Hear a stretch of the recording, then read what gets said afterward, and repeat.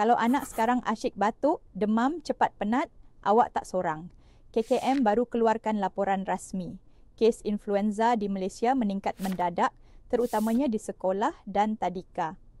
Negeri paling tinggi kes sekarang ialah Selangor, diikuti Kuala Lumpur dan Putrajaya, Pulau Pinang, Johor dan Kedah. Kebanyakan kluster berlaku di sekolah menengah dan rendah sebab anak-anak duduk rapat, bilik tertutup dan udara lembap waktu ni.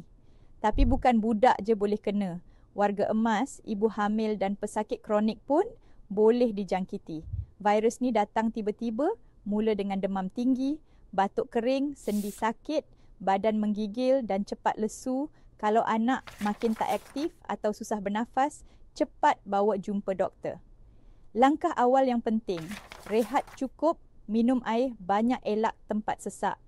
Amalkan makanan tinggi vitamin C, D, zinc, selenium dan antioksidan macam buah oren, sayur hijau dan ikan. Itu semua bantu kuatkan imun badan lawan virus.